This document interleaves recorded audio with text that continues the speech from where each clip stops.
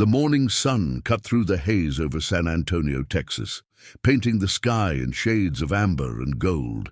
Marcus Cole sat on the porch of his small house on Maple Street, a cup of black coffee growing cold in his hands. He'd been up since 4:30, same as always. 20 years in the Navy, 12 of them as a SEAL, had programmed his body to wake before dawn, whether he wanted to or not. The routine never changed. Wake up, check the perimeter, a habit he couldn't break even after 3 years of civilian life. Make coffee, strong and black, the way he'd learned to drink it on countless deployments. Sit on the porch and watch the world wake up. It had been 3 years since his medical discharge. 3 years since the IED in Afghanistan had taken his left leg below the knee and ended his career. 3 years of learning to walk again, learning to live again, learning to be someone other than the warrior he'd been trained to be. The explosion played in his mind sometimes, unbidden, the convoy moving through the valley, the flash of light. The sound that wasn't really a sound, but a pressure that pushed everything else out of existence. He remembered flying through the air, remembered hitting the ground, remembered looking down at where his leg should have been and seeing something that didn't make sense. He remembered his team pulling him to safety, remembered the medevac helicopter, the faces of the medics swimming above him, the voices telling him to stay awake, stay with them, don't you dare quit on us. He hadn't quit. That wasn't what SEALs did, but sometimes, in the quiet hours of the morning, he wondered if surviving had been the harder choice. The prosthetic leg leaned against the porch railing beside him. He'd taken it off to let the stump breathe, something the VA doctors had recommended. The phantom pain was bad this morning, a burning sensation in a foot that no longer existed. He'd learned to live with that too. Marcus was 42 years old, with grey threading through his close-cropped black hair and lines around his eyes that spoke of too many nights without sleep. Too many things seen that couldn't be unseen. His neighbors knew him as the quiet veteran who kept to himself, who mowed his lawn with military precision and nodded politely but rarely stopped to chat. They didn't know about the nightmares. They didn't know about the bottles of whiskey he'd poured down the sink in his first year back, fighting a battle against himself that was harder than any he'd faced overseas. They didn't know about the Medal of Honor sitting in a drawer in his bedroom, never displayed, barely acknowledged. The medal had come with a ceremony, handshakes from generals and politicians, cameras flashing. Marcus had stood at attention, accepted the medal, said the right words. Then he'd come home, put it in a drawer, and tried to forget it existed. Heroes didn't feel the way he felt. Heroes didn't wake up screaming. Heroes didn't flinch at the sound of fireworks or spend hours staring at walls unable to move. What they knew was that Marcus Cole was a good neighbor. Quiet, reliable, and always willing to help carry groceries or fix a leaky faucet. That was enough. The neighborhood was waking up around him. Across the street, Mrs. Hernandez was watering her roses, the same routine she'd followed every morning for the 15 years she'd lived there. 2 houses down, the Patterson kids were arguing about whose turn it was to take out the trash, their voices carrying in the still morning air. And next door, in the small yellow house with the peeling paint and the overgrown lawn, there was silence. Marcus had noticed the family that moved in 6 months ago. A woman, young, maybe early 30s, and her daughter, a girl of about 8 or 9 with wide brown eyes and hair that was always escaping from whatever ponytail or braid her mother had attempted. They kept to themselves even more than Marcus did, which was saying something. He'd watched them move in, the woman carrying boxes, while the little girl clutched a stuffed rabbit and looked around with the wary eyes of a child who had learned not to trust new places. There hadn't been much to move. A few pieces of furniture, some boxes, the bare minimum of a life in transition. The boyfriend had shown up a week later, driving a pickup truck loaded with his own belongings. Marcus had been on his porch that day too, and he'd seen the way the woman's shoulders tensed when the truck pulled into the driveway, the way the little girl retreated into the house without being told. He'd seen the boyfriend a few times since, A big man with a loud voice and a way of looking at people that Marcus recognized instantly. He'd seen that look in war zones, in the eyes of men who used their strength to dominate and control. It was a look that made Marcus's hands curl into fists without conscious thought. The man's name was Ray. Marcus had heard the woman call him that, her voice always careful, always measured, the voice of someone walking on eggshells. Ray drove a truck with mud flaps and a bumper sticker that said, "Don't tread on me," which Marcus found darkly ironic, given how much treading Ray seemed to do on the people around him. He'd heard things too. Late at night, when the neighborhood was quiet, sounds would drift through the thin walls of the yellow house, raised voices, crying. Once, a crash that had made Marcus sit up in bed, every instinct screaming at him to intervene. That night, he'd stood at his window for an hour, watching the yellow house, waiting for something, a sign, a signal, anything that would justify kicking down that door. But the house had gone dark and quiet, and eventually Marcus had gone back to bed, telling himself it wasn't his place. Another night, he'd heard the little girl crying, not the ordinary crying of a child who'd scraped her knee or been denied dessert, but deep, frightened sobs that carried through the still air. He'd heard a door slam, heard Ray's voice, muffled but angry, and then silence. The next morning he'd seen the woman in her driveway, sunglasses on despite the overcast sky. When she turned her head, he caught a glimpse of purple bruising along her jaw.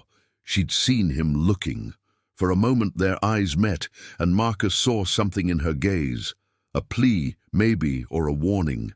Then she'd hurried inside, and the yellow house had gone silent again. But he'd learned, in his years of civilian life, that some battles weren't his to fight. That charging in like he was still on a mission could make things worse. That sometimes the best thing you could do was be present, be watchful, and wait for the moment when you could actually help. He'd done research, quietly, carefully. He'd learned that domestic violence situations were complicated, that victims often weren't ready to leave, that outside intervention could sometimes escalate the danger. He'd learned that the best thing he could do was be a safe person, someone the woman could turn to if and when she was ready. So he made sure she saw him, made sure she knew his name, knew which house was his. He smiled at the little girl when he saw her, waved hello, tried to be a friendly face in what he suspected was a very unfriendly world, and he waited. That moment came on a Tuesday morning in late September. Marcus was on his porch again, coffee in hand, prosthetic leg attached this time because he'd planned to walk to the hardware store later. The street was quiet, most people already at work or school. Mrs. Hernandez had finished her watering and gone inside. The Patterson kids had caught their bus. He heard the scream before he saw anything. It was a woman's scream, high and sharp, cut off abruptly. It came from the yellow house next door. Marcus was on his feet before he'd consciously decided to move, coffee cup abandoned on the porch railing. His body remembered how to react to danger, even if his mind was still catching up. He was halfway down his front steps when the door of the yellow house burst open and a small figure came running out.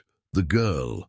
She was wearing pajamas, pink ones with little stars on them, and her feet were bare. Her face was streaked with tears, her eyes wild with terror. She ran across the patchy lawn, through the gap in the hedges and straight toward Marcus. "Please!" she sobbed, crashing into him with enough force to make him stagger on his prosthetic. "Please, you have to help. They're hitting my mom." "He's hurting her!" Marcus caught her, steadying them both. Up close, he could see a bruise forming on her cheek, fresh and angry. His blood ran cold. "Who's hurting her?" he asked, his voice calm despite the fury building in his chest. Years of training had taught him to stay controlled, to gather information before acting. "Ray, her boyfriend! He's really mad and he's hitting her and she's on the floor and there's blood and please, please, you have to help." The words tumbled out in a rush, punctuated by sobs. The girl, Marcus realized he didn't even know her name, was shaking so hard he could feel it through his hands where he held her shoulders. From the yellow house, another scream. Shorter this time, more desperate. What's your name, sweetheart? Marcus asked, already moving, already planning. Lily Reyes. Okay, Lily. I need you to do something for me. Can you be brave? She nodded, tears still streaming down her face. I need you to go to Mrs. Hernandez's house, the one with the roses across the street. Tell her to call 911. Tell her there's a domestic violence situation and we need police and an ambulance. Can you do that? Another nod, more certain this time. Go. Now. And stay there until I come get you, okay? Don't come back to the house no matter what you hear. Promise me. I promise, Lily whispered. Marcus watched her run across the street, her bare feet slapping against the pavement. Mrs. Hernandez's door opened before Lily even reached it. The old woman must have heard the commotion. Good, one less thing to worry about. He turned toward the yellow house. The front door was still open, hanging at an angle like someone had nearly ripped it off its hinges. Marcus moved quickly but carefully, years of clearing buildings in hostile territory guiding his steps. He didn't have a weapon, hadn't carried one since leaving the service, but he had his training and his hands and the cold, focused rage that came from knowing a woman was being beaten while her child watched. He stepped through the doorway. The living room was chaos. A lamp had been knocked over, its shade crushed. A coffee table lay on its side, magazines scattered across the floor. And in the middle of it all, a woman was curled on the ground, arms wrapped around her head, while a man stood over her, his fist raised. The man was big, maybe 6'2", 220, with the kind of bulk that came from the gym rather than hard labor. He had tattoos crawling up both arms and a face contorted with rage. He didn't notice Marcus at first, too focused on the woman at his feet. "You think you can leave me?" he was shouting. "You think you can just take my kid and disappear? I'll show you what happens when you—" "That's enough." Marcus's voice wasn't loud, but it carried. It was the voice he'd used to command men in combat, to cut through chaos and impose order. It stopped the man mid-swing. Ray turned, his eyes widening slightly as he took in the stranger standing in the doorway. Marcus saw the calculation happening, the assessment of threat, the decision about whether to fight or talk his way out. He'd seen this calculation 1,000 times, in the eyes of enemies and allies alike. Marcus stood perfectly still, his weight balanced, his hands loose at his sides. He knew what he looked like, a middle-aged man with a limp grey hair, nothing particularly threatening. That was fine. He'd learned long ago that looking underestimated was an advantage. "Who the hell are you?" Ray demanded. "Your neighbor, and I'm telling you to step away from her now." "This ain't your business, old man. This is between me and my girl." "I'm making it my business." The woman on the floor, Lily's mother, looked up. Her face was a mess of blood and forming bruises, one eye already swelling shut. But her gaze found Marcus, and he saw something in it that made his chest tight. Hope.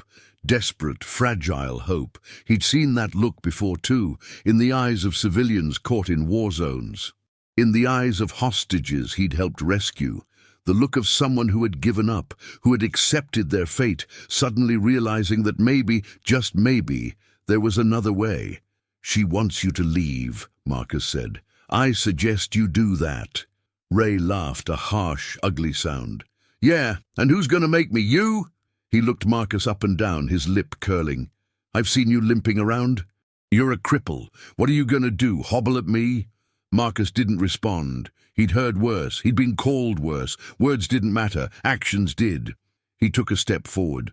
The prosthetic leg made a slight clicking sound against the hardwood floor, a sound that Ray noticed, his sneer deepening. "I'm walking out of here with her," Ray said, his voice turning mean.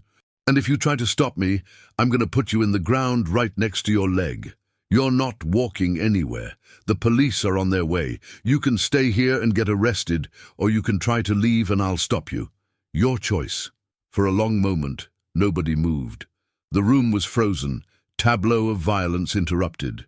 Marcus could hear sirens in the distance getting closer. Ray heard them too. His head turned slightly toward the sound, and something shifted in his expression. The calculation again, the animal instinct for self-preservation. Marcus watched him work through the options. Fight the cripple, risk getting arrested anyway. Run, leave witnesses behind. Stay, hope for a sympathetic cop. None of the options were good, and Ray was starting to realize it. "This isn't over," he growled at Elena. "You hear me, Elena? This isn't over. When I get out—" "You won't get out," Marcus said calmly. "Not for a long time. Assault causing bodily harm, domestic violence, intimidation of a witness. You're looking at years, not months. And when you do get out, there will be a restraining order waiting. If you come within 100 feet of her or the girl, you'll go right back in. You don't know that. I know the law. I know how these cases work. And I know that right now, your best option is to stay quiet and hope for a decent public defender." Marcus's voice hardened. "So shut up and wait for the police. Unless you want to make this worse." Ray's face twisted with rage, but he didn't move toward Elena again. The sirens were louder now, close.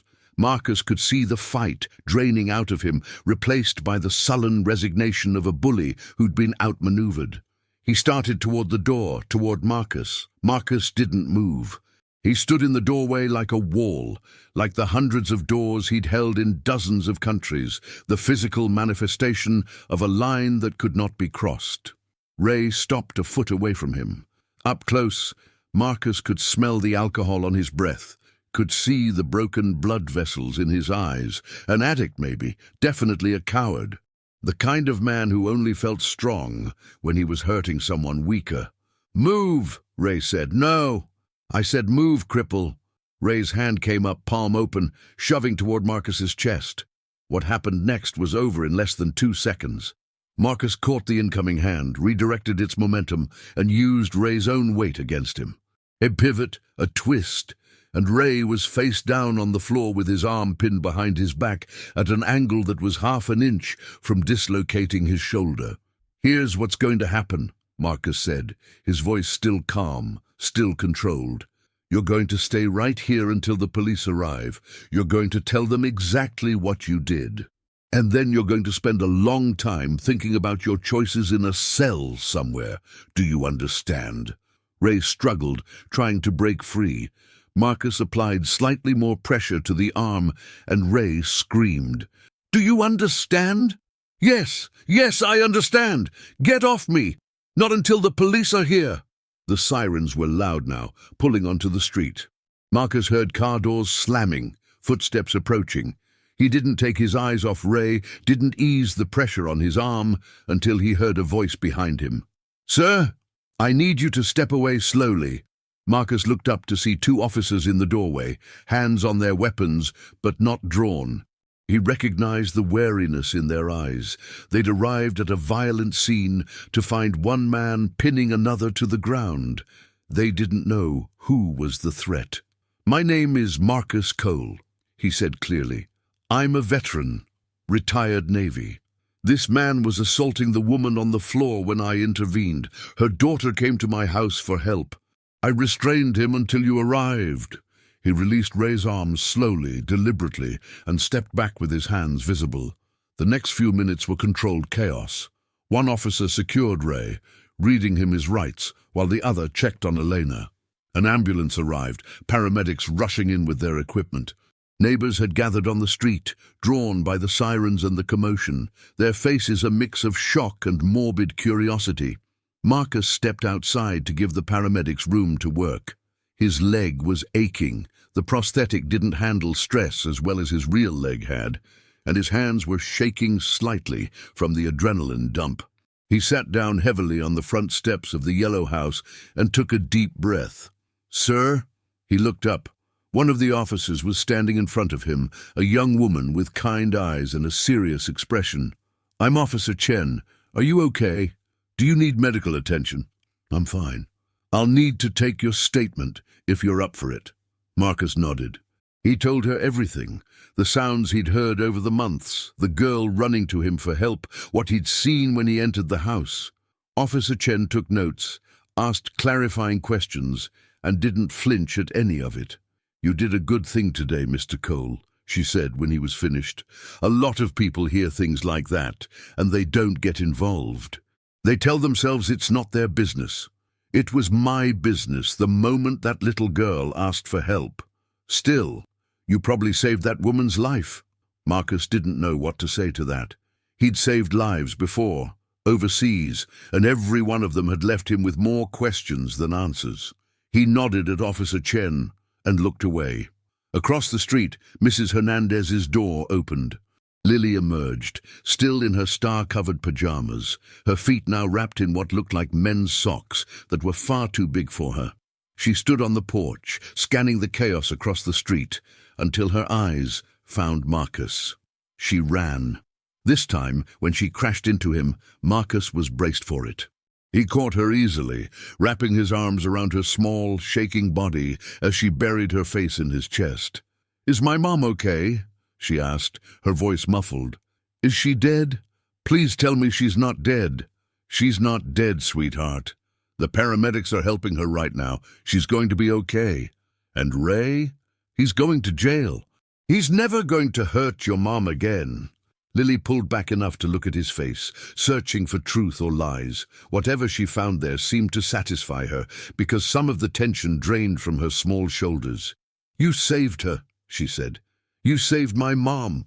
"You saved her," Marcus corrected. "You were brave enough to run for help. If you hadn't done that, I wouldn't have known anything was wrong." Lily considered this. "So we saved her together." "Yeah." Marcus found himself smiling, something he hadn't done much of lately. "We saved her together." They sat on the steps together as the ambulance loaded Elena for transport and the police car took Ray away.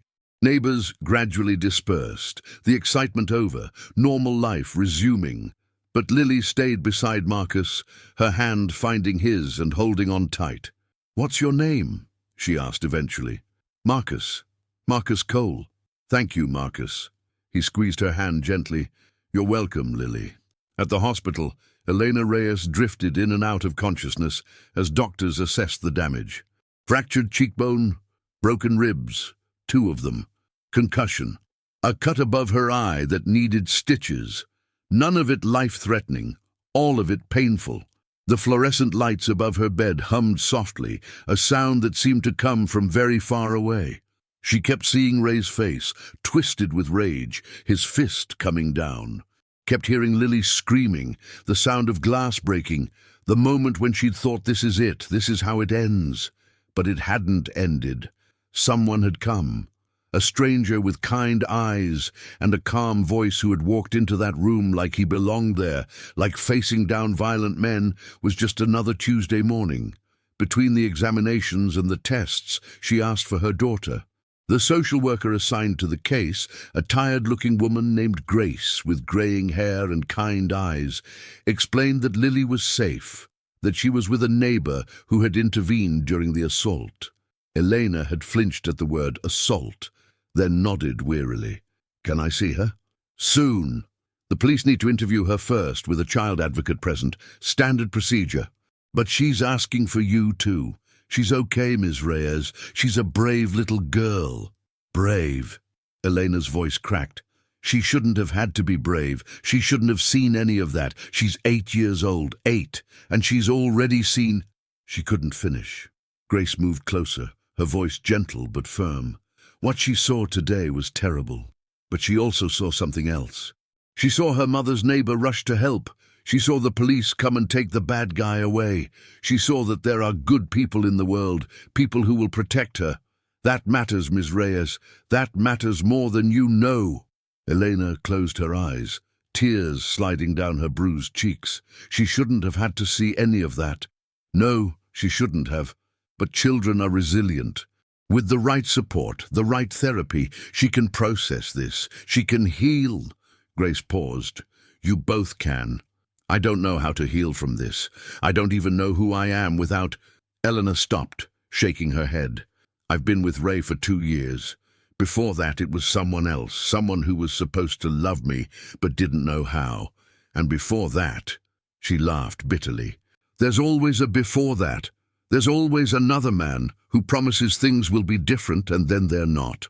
This wasn't your fault, you know that, right? None of this was your fault. I know. In my head, I know. But in my heart—" Eleanor touched her chest, wincing at the pain in her ribs. In my heart, I keep thinking I should have seen the signs, should have left sooner, should have protected Lily better. That's what they want you to think. That's how they keep you trapped. Grace leaned forward slightly. But you got out. Maybe not on your own terms, but you're out. And now you have options. What options? I don't have any money. I don't have family here. Everything I own is in that house, and I can't go back there. I can't. Her voice broke. There are resources, Grace said gently. Shelters, support programs, legal aid. You're not alone in this, even if it feels that way right now. There's a whole network of people whose job it is to help women in your situation. Let us help you. Elena was quiet for a long moment, processing. She'd heard about shelters before, had even looked them up once or twice in moments of desperation. But the thought of living in one, of admitting to the world that she was a woman who couldn't manage her own life, had always stopped her. Now, lying in a hospital bed with her face swollen and her ribs broken, the shame seemed smaller somehow, less important than survival. The man who helped us, she said finally, the neighbor, is he still here? He brought your daughter to the hospital. Last I saw, they were in the waiting room. Can I see him, please? I need to thank him. Grace nodded and left the room. A few minutes later, there was a knock on the door, and then a tall man stepped inside. He moved carefully, with a slight limp that Elena hadn't noticed during the chaos of the morning. His face was kind, lined with experience, and his eyes were the saddest she'd ever seen. Ms. Reyes, he said, I'm Marcus Cole, your neighbor. I know who you are. Eleanor struggled to sit up, wincing at the pain in her ribs. You saved my life. Your daughter did most of the work. She's the one who came to get help. But you answered. You didn't have to. Most people would have called the police and stayed inside. They wouldn't have. She had to stop, her voice breaking again. Marcus stood awkwardly by the door, clearly uncomfortable with gratitude. Anyone would have done the same. No, they wouldn't have. I've been with Ray for 2 years. The neighbors heard things they had to have heard, but nobody ever came. Nobody ever knocked on the door to ask if I was okay. Nobody ever... She stopped, wiping her eyes carefully, mindful of the cuts and bruises. You did. You came. And I don't know how to thank you for that. You don't have to thank me. Yes, I do. Eleanor met his eyes. You risked your life for a stranger. That means something. Marcus was quiet for a moment. Then he moved further into the room, taking the chair that Grace had vacated. Can I ask you something? Anything. What are you going to do now? Elena's shoulders sagged. I don't know. I don't have anywhere to go. The social worker mentioned shelters, but she glanced toward the door, lowering her voice.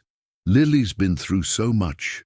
Living in a shelter, surrounded by strangers, not knowing when we'll have a place of our own. I don't want to put her through that, if there's any other option. What about family? My parents are gone. I have a sister in California, but we haven't spoken in years. Ray didn't like me talking to her. She laughed bitterly.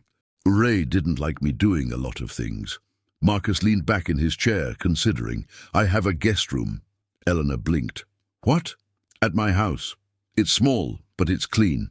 There's a bed and a bathroom and a kitchen that works.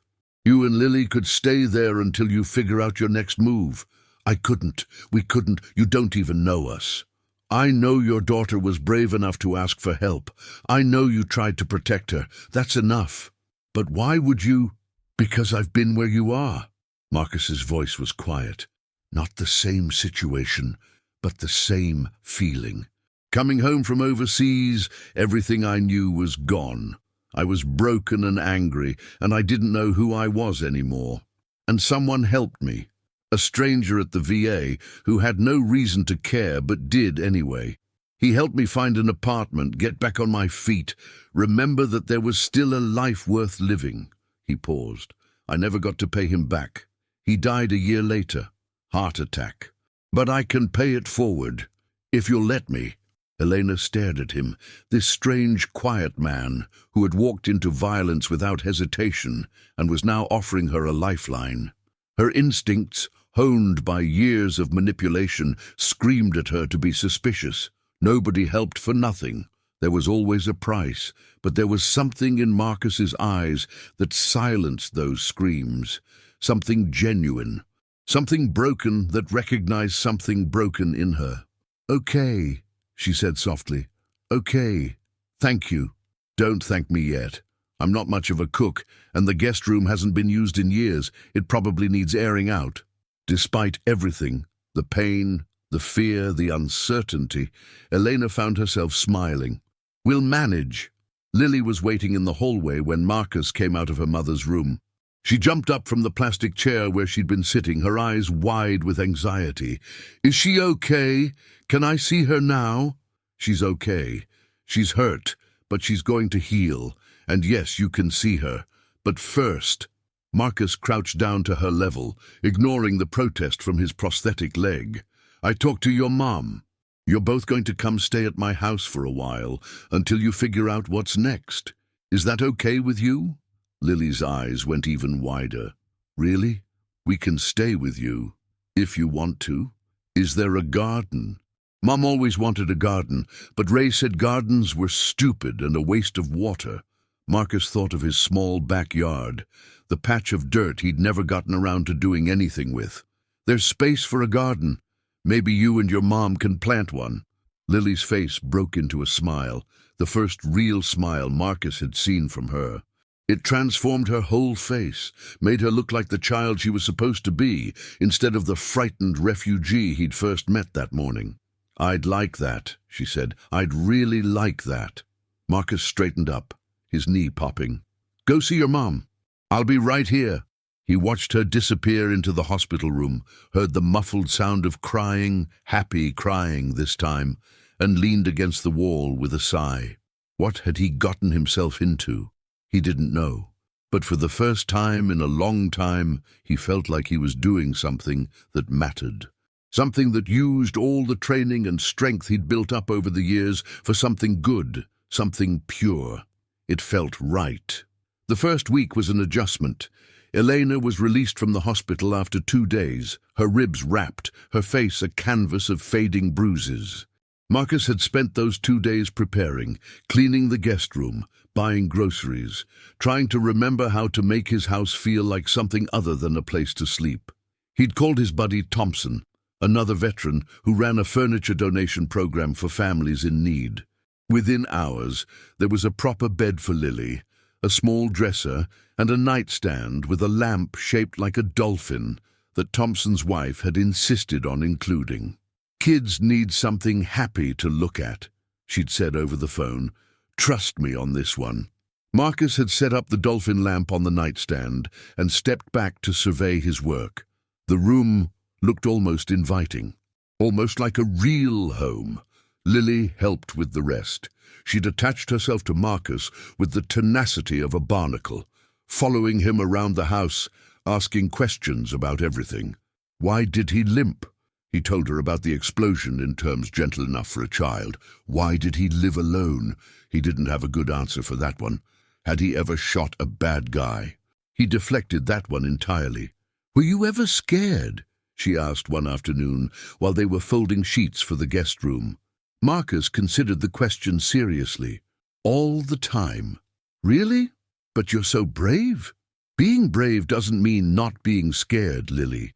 It means being scared and doing the right thing anyway." She thought about this, her small hands struggling with the corner of a fitted sheet. "I was really scared that morning. When I ran to get you, I thought my mom was going to die." Marcus set down his sheet and crouched to her level. "You want to know something? That's the bravest thing I've ever seen anyone do. Running out of that house, barefoot, not knowing if anyone would help, that took more courage than anything I ever did in the Navy." "Really?" "Really. You saved your mom, Lily. Never forget that." Her eyes filled with tears, but she nodded firmly. "I won't." She was curious, resilient, and desperately in need of stability. Marcus saw himself in her, the child he'd been before his father taught him to be a man, before the Navy taught him to be a weapon. She deserved better than the life she'd had so far. They all deserved better. When Eleanor came home, Marcus had started thinking of it as home, even though he knew it was temporary. She moved through the house like a ghost, quiet, careful, flinching at sudden movements. The first time Marcus dropped a pan in the kitchen, she'd gone white and frozen in place until Lily touched her arm and brought her back. "I'm sorry," Marcus said. "I should have warned you. It's not your fault. It's—" Eleanor shook her head. "It's going to take time. The doctor said that, and the therapist they're making me see. They say it'll take time for my brain to stop waiting for the next blow. They're right. Trauma doesn't go away overnight." "You sound like you know something about that." Marcus was quiet for a moment. "I know a lot about that." The nights were the hardest. Marcus would hear Elena pacing in the guest room or Lily crying out from nightmares. Sometimes he would find them in the living room at 2 in the morning, huddled together on the couch, unable to sleep. On those nights, he would make hot chocolate. It was a simple thing: milk, cocoa powder, a little sugar, but it became a ritual, something predictable in a world that had been nothing but chaos for them. "My mum used to make this," Elena said one night, cradling the warm mug in her hands. "When I was little and couldn't sleep, she'd sit with me and we'd drink hot chocolate and watch old movies until I fell asleep on the couch." "That sounds nice." It was. "She died when I was 19, cancer." Eleanor stared into her mug. "I think that's when everything started to go wrong. Without her to talk to, I made bad choices, dated the wrong people, ended up with Ray. You can't blame yourself for that." "I don't. Not anymore. But I spent a long time thinking that if she had been alive, she would have seen what Ray really was. She would have told me to run before it got bad." She looked at Marcus. "Instead, it was you, a stranger. You saw what she would have seen, and you did what she would have done." Marcus didn't know how to respond to that. He'd never thought of himself as a mother figure before. "Maybe she sent me," he said finally, surprising himself. "From wherever she is. Maybe she made sure you moved in next door to someone who would help." Elena's eyes filled with tears. "You don't believe that?" "I don't know what I believe, but I believe you're going to be okay. You and Lily both. Because of you. Because of yourselves. I'm just—" He searched for the right word. "Support, backup. You're the ones doing the hard work." They developed a rhythm. Marcus made breakfast. He wasn't a good cook, but he could manage eggs and toast. Elena took over lunch and dinner, insisting that she needed to contribute something. Lily went back to school after a week, armed with a note from her doctor and a fierce determination not to fall behind. In the evenings they sat on the porch together, watching the sunset over the neighborhood. Mrs. Hernandez brought over casseroles and gossip. The Patterson kids, once they got over their shyness, started including Lily in their afternoon games. The neighborhood, which had watched the drama unfold and wondered about the quiet veteran next door, seemed to have decided to adopt the little family. One evening, about a month after Elena and Lily had moved in, there was a knock on the front door. Marcus opened it to find a delegation of neighbors on his porch. Mrs. Hernandez, the Pattersons, the elderly Mr. Williams from down the street, and several others he recognized but had never spoken to. "Can I help you?" Marcus asked, confused. Mrs. Hernandez stepped forward, holding a casserole dish. "We wanted to welcome you properly. All 3 of you. Welcome us? You've been living on this street for 3 years, Marcus Cole, and you've never let any of us get to know you. Now we understand why. You were waiting for someone to take care of." She smiled warmly. "So we're here to say thank you for taking care of our neighbors when they needed it, and to let you know that you're not alone anymore. None of you are." One by one, the neighbors came forward with offerings. Mrs. Hernandez's casserole was followed by Mr. Williams's homemade pie, the Pattersons' basket of fresh bread, and a dozen other dishes and gifts from people Marcus had barely spoken to in all his years on Maple Street. Elena appeared at his side, tears streaming down her face. "You didn't have to." "Yes, we did," Mrs. Patterson said firmly. "We should have done it a long time ago. We heard what was happening in that house, and we told ourselves it wasn't our business. We were wrong, and we're going to do better. Starting with a block party," Mr. Williams announced, 2 weeks from Saturday. "Everyone's invited. Even the cranky veteran who doesn't like to socialize." "I'm not cranky," Marcus protested, but he was smiling. "You're a little cranky," Lily said from behind him. "But we love you anyway." The block party was a revelation. Tables lined the street, laden with food from a dozen different kitchens. Kids ran up and down the sidewalk, playing games that seemed to have no rules. Music played from someone's porch, and neighbors who had nodded politely at each other for years found themselves having actual conversations. Marcus stood on the edge of it all, a plate of food in his hand, watching. "You should mingle," Elena said, appearing at his elbow. "This is supposed to be fun." "I am having fun. You're observing. It's not the same thing. I've spent 20 years in situations where observing was the difference between life and death. It's a hard habit to break." "Well, try." She took his hand and pulled him toward a group of neighbors gathered around the Pattersons' grill. "Come on, I'll introduce you." 2 hours later, Marcus had talked to more people than he had in the entire previous year. He'd discussed veteran services with Mr. Williams, who turned out to have served in Vietnam. He'd given barbecue tips to Mr. Patterson, who had been burning burgers for as long as anyone could remember. He'd even played horseshoes with a group of teenagers who had initially been intimidated by his limp, but quickly became fascinated by his prosthetic leg. "Does it hurt?" one of them asked. "Sometimes, but it beats the alternative." "What's the alternative?" "Not being here at all." The teenager nodded solemnly, as if Marcus had imparted great wisdom. Maybe he had. At the end of the night, when the tables were being cleared and the neighbors were drifting home, Marcus sat on his porch with Elena and Lily, exhausted in a way that felt good. "That was nice," he admitted. "See? Mingling isn't so bad." "I didn't say it wasn't bad. I said it was nice." Elena laughed. "You're impossible." "So I've been told." Lily, half asleep with her head on Marcus's shoulder, mumbled something that might have been, "I love you," before drifting off completely. Marcus looked down at her, this child who had crashed into his life and changed everything. Then he looked at Elena, who was watching them both with an expression that made his heart do strange things. "I think," he said slowly, "that this might be the happiest I've been in a very long time." "Me too," Elena said. "Me too." 3 weeks after the incident, Marcus was in the backyard, turning over the soil in the patch he'd designated for Elena's garden. It was harder work than he'd expected. His prosthetic wasn't designed for digging, but it felt good, productive, like he was building something instead of destroying it. The sun was warm on his back, and the smell of fresh earth reminded him of his grandfather's farm in Oklahoma, where he'd spent summers as a boy, before the Navy, before everything. He'd been digging for about an hour when Elena came out with 2 glasses of lemonade. She'd started moving more freely around the house, no longer flinching at every sound.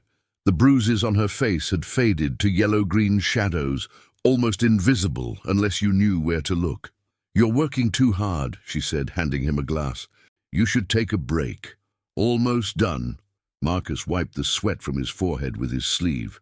"Another hour, and this patch will be ready for planting. You didn't have to do this. I could have. I wanted to." He took a long drink of lemonade. "Besides, you said you always wanted a garden. Now you'll have one." Eleanor looked at the turned earth, at the house, at Marcus. "You know, when I moved into that yellow house, I told myself it was temporary, that I'd save up some money, find a way out, give Lily a better life." She shook her head. "I never imagined better would look like this." "Like what?" "Like having neighbors who care, like having someone dig a garden for me in their backyard, like feeling safe for the first time in years." She met his eyes. "I don't know how to thank you, Marcus. I don't think there are words big enough. You don't have to thank me, just—" He hesitated. "Just promise me you won't go back." "To Ray? To anyone who hurts you? Promise me that when you leave here, wherever you go, you'll find someone who treats you right. Or stay alone if you have to. But promise me you won't let anyone hurt you again." Elena's eyes filled with tears. "I promise." They stood in silence for a moment, the afternoon sun warming them both. "Can I ask you something?" Elena said. "Anything." "What was her name? The woman you loved?" Marcus froze, the glass of lemonade halfway to his lips. "What makes you think there was a woman?" "The way you talk about love." "About what it should be. Someone taught you that. Someone showed you." Elena's voice was gentle. "You don't have to tell me if you don't want to." Marcus set down his glass on the edge of the garden plot. "Sarah. Her name was Sarah." "What happened?" "I happened, or rather the Navy happened. We were engaged when I was 25.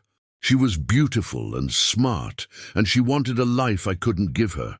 A husband who came home every night, kids, a house with a white picket fence."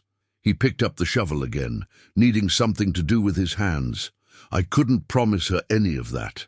Not with the kind of work I did, so she left, found someone who could give her what she needed." "Do you regret it? Letting her go?" "Every day."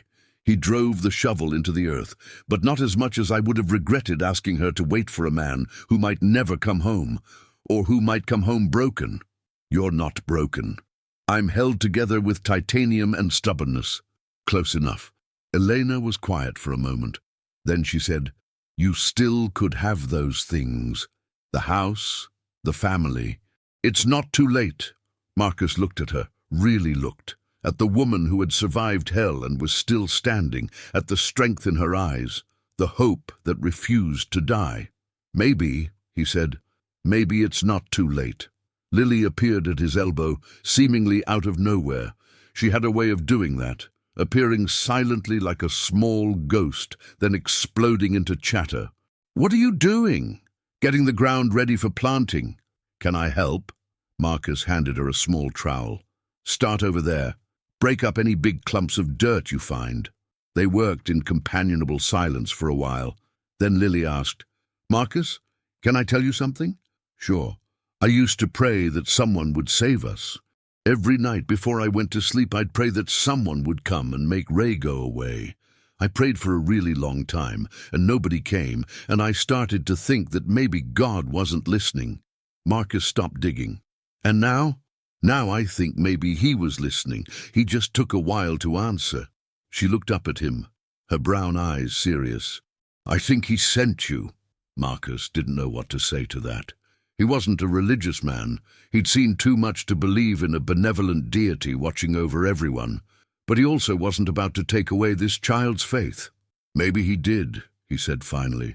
"Or maybe you were brave enough to save yourself, and I was just lucky enough to be nearby." Lily considered this. "Maybe both." "Maybe both," Marcus agreed. That night, after Lily had gone to bed, Marcus and Elena sat on the porch with cups of tea. The air was cooling, autumn settling over the city, and the street was quiet. "She's doing better," Elena said. "The therapist says she's processing everything remarkably well. Resilient, she called her." "She is resilient. She gets that from her mother." Elena shook her head. "I don't feel resilient. I feel like I'm held together with tape and hope. That's what resilience is. Holding together when everything's trying to tear you apart." She looked at him, really looked, in a way she hadn't since they'd met. "What happened to you, Marcus? Over there, I mean.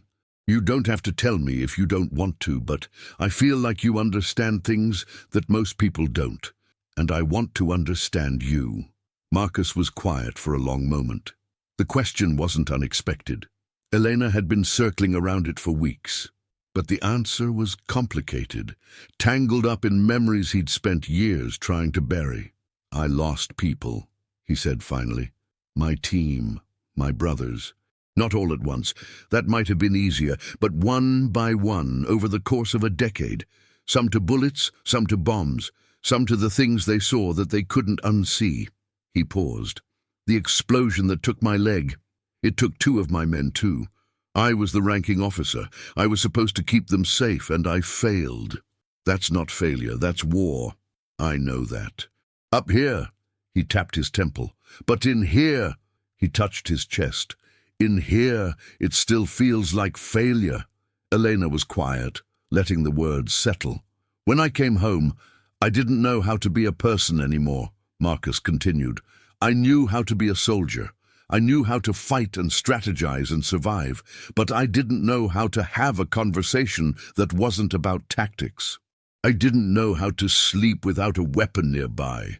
I didn't know how to live without the adrenaline that had been my constant companion for 20 years.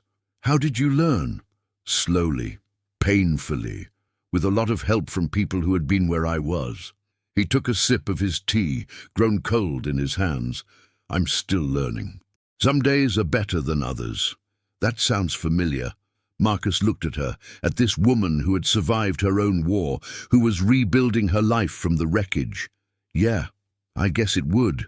They sat in silence for a while, but it was a comfortable silence, the silence of two people who understood each other in ways that didn't require words. "I'm going to look for a job," Elena said eventually. "I was a bookkeeper before Ray. I'm good with numbers. There's got to be something out there. There's no rush. You can stay as long as you need." "I know, but I need to do this.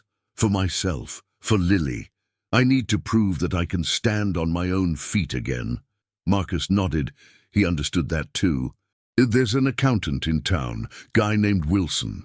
He's a veteran, does a lot of work with the VA. I can introduce you if you want." "I'd like that. Thank you." She paused. "Marcus?" "Yeah? I'm glad Lily ran to you that morning. Of all the doors she could have knocked on, I'm glad it was yours." Marcus didn't know what to say to that, so he just nodded and drank his cold tea and watched the stars come out over Maple Street. 6 months later. The garden was in full bloom. Elena had planted tomatoes and peppers and squash, along with a riot of flowers that attracted bees and butterflies from all over the neighborhood. It was her pride and joy, the physical manifestation of the new life she was building. Every morning, before the sun was fully up, she would walk through the rows, checking on each plant like they were her children. Marcus would watch from the kitchen window, coffee in hand, and feel something warm in his chest that he'd almost forgotten how to name. She had a job now, working for Wilson's accounting firm 3 days a week. The pay wasn't great, but it was enough, combined with the child support Ray was required to provide from prison. She was saving money, slowly but steadily, building toward a future that she got to choose. The first paycheck had been a milestone. Elena had cried when she deposited it, standing in the bank parking lot with tears streaming down her face. It was the first money she'd earned in 4 years that belonged entirely to her. "It's just a check," Marcus had said, not understanding. "It's not just a check. It's proof that I can do this. That I can take care of myself and Lily without needing anyone to rescue me." "You never needed rescuing. You just needed someone to have your back while you figured things out." Elena had looked at him with that expression she sometimes got, the one that made Marcus feel like she was seeing past all his walls and armor to the person underneath. "You really believe that, don't you?" "I believe what I see, and what I see is a woman who's stronger than she gives herself credit for." 3 months after that, Elena and Lily moved into a small apartment 2 blocks away. It had been a difficult decision. Lily had cried, not wanting to leave the room with the dolphin lamp, but it was the right one. They needed their own space, their own life, their own identity outside of Marcus's orbit. "This doesn't mean we're leaving you," Eleanor had assured him on moving day as they loaded the last of the boxes into a borrowed truck. "It just means we're ready to stand on our own. But you'll still be family, I know. And you'll still come for dinner on Sundays. Wouldn't miss it. And if anything happens, if we need anything, I'll be there. Always." She'd hugged him then hard, and he'd held on longer than he probably should have. But she didn't pull away. The apartment was small, but bright, with windows that let in the morning sun, and a tiny balcony where Elena was already planning to grow herbs. Lily had her own room for the first time in years, and she'd immediately filled it with posters and books, and the growing collection of art supplies that Marcus kept buying her. "You're spoiling her," Elena would say. "That's what uncles do," Marcus would reply, though they both knew he was something more than an uncle. something they hadn't put a name to yet. Marcus still saw them almost every day. Lily would stop by after school, doing her homework at his kitchen table while he made snacks he pretended not to know how to make. Elena would come for dinner on weekends, bringing dishes from her mother's recipes that she'd finally felt ready to recreate. The tamales became a Sunday tradition. Elena would arrive early in the afternoon, and they'd spend hours in the kitchen together, Marcus doing the grunt work of preparing the corn husks and mesa, Elena adding the spices and filling with the expertise of someone who'd learned at her mother's knee. "You're getting better at this," she told him one Sunday, watching him spread mesa on a husk. "I have a good teacher. Flattery will get you everywhere," she nudged him with her shoulder. "But seriously, you've come a long way from the man who could barely boil water. I could always boil water. I just never had a reason to. And now you do?" He looked at her, really looked, and wondered if she knew what she meant to him. If she had any idea that these Sunday afternoons were the highlight of his week, that her laugh was the best sound he'd heard in years, that somewhere along the way he'd fallen for her in a way he'd never expected and wasn't sure what to do about. "Yeah," he said. "Now I do." They were healing, all of them. The restraining order against Ray was permanent. The criminal case had resulted in a 5-year sentence for aggravated assault, with the possibility of more time added for violating parole from a previous offense. Elena had testified at the trial, her voice steady even as her hand shook, and the jury had deliberated for less than 2 hours before returning a guilty verdict. Ray had glared at Marcus across the courtroom, hatred burning in his eyes. Marcus had stared back, unblinking, until Ray looked away. Some battles were won without throwing a single punch. After the sentencing, Elena had stood on the courthouse steps, breathing like she'd just finished a marathon. "It's over," she said. "It's really over. How do you feel?" "Relieved, terrified." "Free?" She shook her head. "I don't know. All of it at once. That's normal. It's going to take time to process." "You always say that things take time." "Because it's true. You don't undo years of trauma in a day or a month or even a year. You just keep moving forward one step at a time, and one day you realize you've come further than you ever thought possible." Elena looked at him. "Is that what happened to you after the war?" "I'm still working on it. But yeah, that's the idea." She took his hand right there on the courthouse steps, in front of God and everyone. "Thank you for being patient with me, with us, for never making us feel like a burden. You could never be a burden. You say that now. Wait until Lily's a teenager." Marcus laughed, a real laugh, the kind that came from somewhere deep. "I'll take my chances." On a Saturday afternoon in late spring, Marcus was on his porch when Lily came running up the street. She was waving something in her hand, a piece of paper it looked like, and her face was alight with excitement. "Marcus! Marcus, look!" He met her at the bottom of the steps. "What have you got there?" She shoved the paper at him. It was a certificate from her school, decorated with gold stars and official-looking stamps. "I got Student of the Month," Lily announced. "For citizenship, because I organized a food drive for the homeless shelter and collected more cans than anyone else in the whole school." Marcus felt something warm expand in his chest. "Lily, that's amazing. I'm so proud of you. Mrs. Rodriguez said I showed exceptional initiative and compassion." Lily beamed. "I don't know what initiative means, but it sounds good. It means you saw something that needed doing, and you did it without waiting for someone to tell you. It means you're a leader." Lily's eyes went wide. "Like you were, in the Navy. Better than me. You're leading people to help each other, not to fight. That's the kind of leader the world needs more of."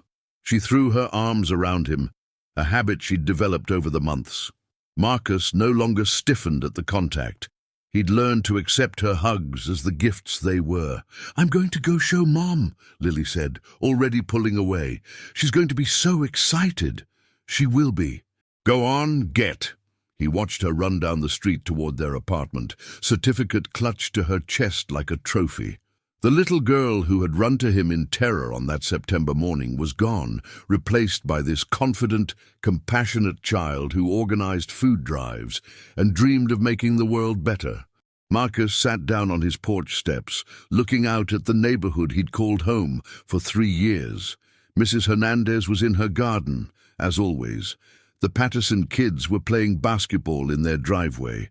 The yellow house next door had new tenants, a young couple expecting their first child, full of hope and plans for the future. Life went on. That was the miracle of it.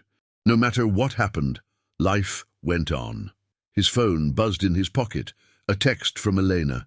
"Lily just showed me. Thank you for always believing in her." He typed back, "Easy to believe in someone that special." A moment later, "Dinner tomorrow? I'm making enchiladas. Wouldn't miss it." He put the phone away and leaned back on his hands, feeling the sun on his face. The phantom pain in his missing leg was quiet today, just a whisper instead of a scream. The nightmares had come less frequently lately, and when they did come, they were less vivid, less terrifying. He was healing too, slowly, imperfectly, but healing. A year after the incident, the anniversary snuck up on Marcus.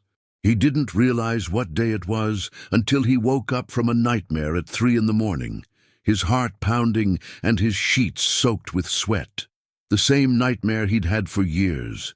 The explosion, the screaming, the faces of the men he couldn't save. But with a new element now, Lily's face, terrified, running toward him across a battlefield that shifted and changed. He got up and made coffee, knowing he wouldn't sleep again. The house was quiet around him, emptier now that Elena and Lily had their own place. He'd grown used to the sounds of other people living here, and their absence left a hollow feeling he didn't like to examine too closely. The coffee was bitter and too strong, but he drank it anyway. Through the kitchen window he could see the garden, silver in the moonlight. Elena's garden. Even though she'd moved out, she still came by to tend it, claiming that the apartment balcony didn't get enough sun for proper vegetables. He knew it was an excuse. They both did, but neither of them mentioned it. Marcus sat at the kitchen table, watching the sky slowly lighten from black to grey to the first hints of pink. He thought about the year that had passed, about everything that had changed. He thought about the man he'd been on that September morning, lonely, isolated, going through the motions of life without really living. He wasn't that man anymore. Lily and Elena had changed him, opened him up, reminded him that there was more to existence than just surviving. At 7, there was a knock on his door. He opened it to find Lily on his porch, holding a cupcake with a single candle in it. She was wearing her school uniform, khaki pants, and a polo shirt with the school logo, and her hair was actually neat for once, pulled back in a braid that Elena must have done. "Happy anniversary," she announced, her face beaming. Marcus blinked, still not fully awake. "Anniversary? It's been exactly 1 year since you saved me and Mom. I looked it up on the calendar. September 23rd. She held up the cupcake proudly. "I made you a cupcake to say thank you. I made it myself. Mom only helped a little." The cupcake was lopsided, covered in too much frosting, with sprinkles that seemed to have been applied by throwing them at the cupcake from across the room. It was perfect. Marcus took it, unexpectedly moved. His throat felt tight, and he had to swallow twice before he could speak. "Lily, you didn't have to do this." "I know, but I wanted to. Because that was the day everything changed." Her smile softened, became something more serious. "That was the day we stopped being scared and started being a family." "A family?" "Yeah." Lily looked at him with the directness that was so characteristically her. "You're not just our neighbor anymore, Marcus. You're our family. Mom says so too. She says you're the closest thing to a dad I've ever had." The words hit Marcus harder than he expected. He thought of his own father, a hard man who showed love through discipline and expectations. He thought of the men he'd considered brothers, the ones he'd lost and the ones who'd survived. He thought of the life he'd imagined for himself before the war, the wife and children he'd never had because he'd given everything to service. "I don't know if I know how to be a family," he said honestly. "I've been alone for a long time. I might not be very good at it. That's okay. I don't really know either. We can figure it out together. Lily smiled, bright and hopeful. That's what families do, right? Figure things out together. Marcus looked at this child, this remarkable, resilient, loving child who had run to a stranger's door on the worst morning of her life and changed everything. A year ago, she'd been terrified, trembling, begging for help. Now she was standing on his porch, offering him a cupcake and a place in her family like it was the most natural thing in the world. "Yeah," he said, his voice rough. "That's what families do." Elena appeared on the sidewalk, 2 cups of coffee in her hands and a smile on her face that made Marcus's heart do something complicated. She was wearing jeans and a simple blue blouse, her hair loose around her shoulders, looking more relaxed and happy than he'd ever seen her. "She insisted on coming over first thing," Elena said, climbing the porch steps. "I told her you might still be sleeping, but she wouldn't listen, said this was too important to wait." "I wasn't sleeping." Marcus stepped aside to let her onto the porch. "Couldn't sleep." Elena's smile faded slightly. She understood what he meant, the ghosts that kept them both awake on nights like this. "Me neither. I kept thinking about last year, about what could have happened if you hadn't been there." She shook her head. "Figured we could be awake together." They sat on the porch, the 3 of them, watching the sun rise over Maple Street. Lily chatted about school and her friends and the new book she was reading. Elena and Marcus listened, contributing occasional comments, their silence as comfortable as their conversation. At some point, Elena's hand found Marcus's. He didn't pull away. "I've been thinking," she said quietly, while Lily was distracted by a squirrel in the yard, "about what comes next." "Next?" "For us. For all of us." She turned to look at him, her face healed now, beautiful in the morning light.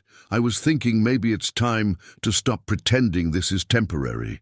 Maybe it's time to acknowledge that we've become something more than neighbors." Marcus's heart was pounding again, but not from fear this time. "What are you saying?" "I'm saying I love you, Marcus Cole. And I think you love us too. And I think we should stop dancing around it and just be together. For real." Marcus thought about all the reasons it was a bad idea. He was older than her by 15 years. He was broken in ways that might never heal. He had nothing to offer but a small house on a quiet street and a lifetime of baggage. But then he looked at Lily, who was now trying to coax the squirrel closer with a piece of her cupcake. He looked at Eleanor, who was watching him with hope and fear and something that looked remarkably like love. And he realized that all those reasons didn't matter. What mattered was that for the first time in years, he felt like he belonged somewhere, like he had a purpose beyond just surviving. "Yeah," he said, "I think we should." Elena's face broke into a smile, the kind of smile that transformed her whole face, that made Marcus's heart do things he'd thought it had forgotten how to do. "Yeah?" she repeated. "Yeah." Lily, apparently blessed with the selective hearing of all children, chose that moment to turn around. "Does this mean Marcus is going to be my stepdad?" Elena laughed, wiping at her eyes. "We're going to take it slow, baby, but maybe someday." "Cool." Lily turned back to the squirrel, clearly satisfied. "I already told everyone at school that he was basically my dad anyway, so this just makes it official." Marcus and Elena looked at each other and burst out laughing, the kind of laughter that came from somewhere deep, that released tension and fear and uncertainty and left only joy in its wake. On Maple Street, life went on. Mrs. Hernandez waved from her garden. The Patterson kids tumbled out of their house, arguing about whose turn it was to mow the lawn. The young couple in the yellow house walked by with their new baby, exhausted and happy, and on the porch of the small house that had once belonged to a lonely veteran, a family sat together, watching the world wake up. The girl who had run crying for help had found her hero. The woman who had been broken had found her strength. And the man who had thought his best days were behind him had found a reason to look forward. It wasn't a perfect ending. There would be challenges ahead. There always were. Eleanor would have bad days when the memories came flooding back. Marcus would have nights when the nightmares returned. Lily would struggle sometimes with the scars of her early childhood, but they would face it together. That was what families did. 2 years later, the wedding was small, just close friends, and the neighbors who had become like extended family. They held it in the backyard, in the garden that Elena had built from nothing, surrounded by the flowers she had coaxed from the earth. The day dawned clear and bright, not a cloud in the sky. Marcus stood at the makeshift altar, really just an archway covered in roses that Mrs. Hernandez had insisted on providing, and tried to remember how to breathe. He was wearing his dress blues for the first time since leaving the service, the medals on his chest catching the afternoon light. "Nervous?" Wilson asked, standing beside him as best man. "Terrified," Marcus admitted. "Good. That means it matters." Lily was the flower girl, of course. She took her duties very seriously, scattering rose petals with the precision of a military operation.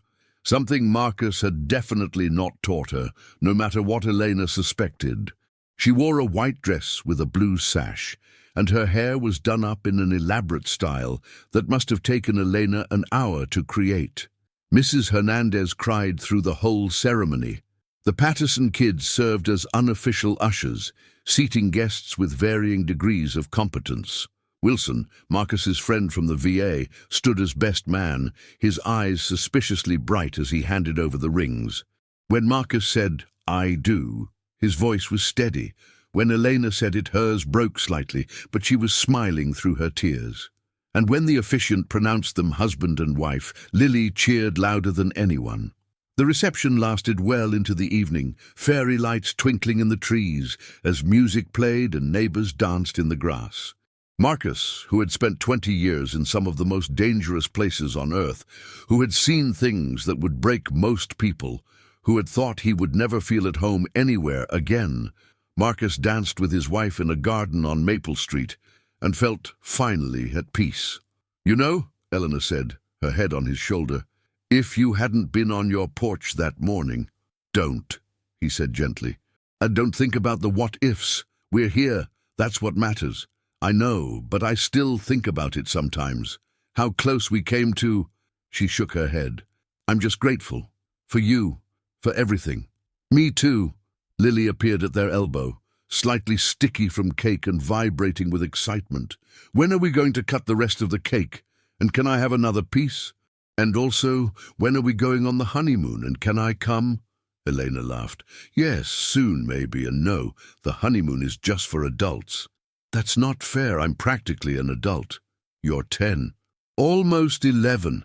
Marcus crouched down to her level, a move that was easier now with the new prosthetic the VA had finally approved. "Tell you what, when we get back from the honeymoon, we'll go somewhere special, just the three of us. Deal?" Lily considered this. "Disney World? We'll talk about it." "That means yes!" Lily threw her arms around him, then ran off to share the news with the Patterson kids. Eleanor shook her head, smiling. "You're going to spoil her." "Probably." Marcus straightened up, taking her hand.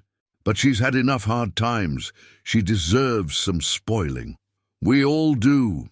They swayed together as the music played, surrounded by the people who had become their community, their support system, their family, in every way that mattered. On Maple Street, a year and a half ago, a little girl had run crying to a stranger's door, begging for help.